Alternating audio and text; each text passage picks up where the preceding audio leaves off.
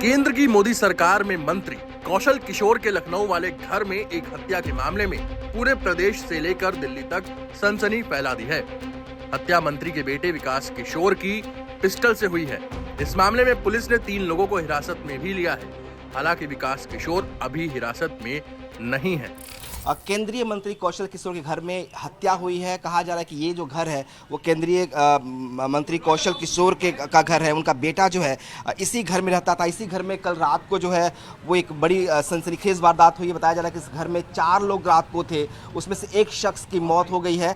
बताया जा रहा है कि ये जो हत्या हुई है वो मंत्री के बेटे की पिस्टल से इस वारदात को अंजाम दिया गया। आपको एक बार तस्वीर दिखाने की कोशिश करते हैं जिस घर में मौजूद है। इसी घर में 4 लोग थे, रात को पार्टी हुई, उसके बाद सुबह एक शख्स की लाश मिली है। ये तो जांच का विषय है, क्या घटना हुई है और कैसे उसकी मृत्यु हुई है। इस पर मुझे जब पता चला तो मैंने कमिश्नर साहब को, पुलिस आयुक्त जी को फ़ोन करके मैंने ही सूचना दी। ऐसी सी बात पता चली तो उन्होंने कहा कि डीसी साहब को और उनको भेजते हैं फॉरेंसिक टीम को। तो वो आकर के फॉरेंसिक टीम भी आई है, डीसीपी साहब वो जाँच करके ले गए। लाश पोस्टमार्टम के लिए गई है। जो सच होगा वो निकल करके आएगा।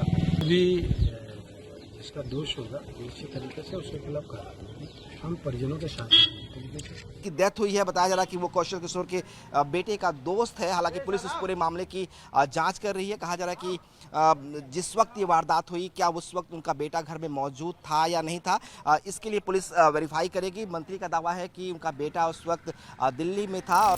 इस मामले में पुलिस की तरफ से भी बयान आया है। डीसीपी राहुल राज के मुताबिक मंत्री के बेटे के घर पर 6 लोग पार्टी कर रहे थे और देर रात तक ये पार्टी हो रही थी। थाना ठाकुरगंज के बेगरिया ढाल स्थित विकास किशोर के आवास पर विनय श्रीवास्तव नाम के एक व्यक्ति जिसकी उम्र लगभग 30 साल है, गोली लगने से मृत्यु हो गई है। इस संबंध में घटनास्थल पर फोरेंसिक टीम को बुला करके समस्त साक्ष्य को एकत्र किया गया है। डॉग स्क्वाड की टीम और क्राइम ब्रांच की टीम को भी जो है घटना का निवारण हेतु लगाया गया है।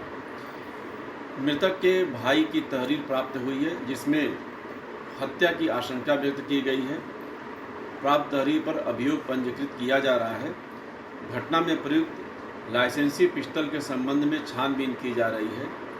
मृतक की डेड बॉडी पंचायतनामा भरकर पोस्टमार्टम के लिए मोर्चरी भिजवा दी गई है। इस मामले में मृतक के भाई ने मीडिया से बात करते हुए बताया कि ज्यादातर वक्त उसका भाई विनय मंत्री के बेटे विकास के साथ रहता था और मेरे भाई को साजिश के तहत मारा गया, हत्या की गई है। मंत्री का बेटा हमेशा कहीं जाता था तो वो पिस्टल लेकर जाता था।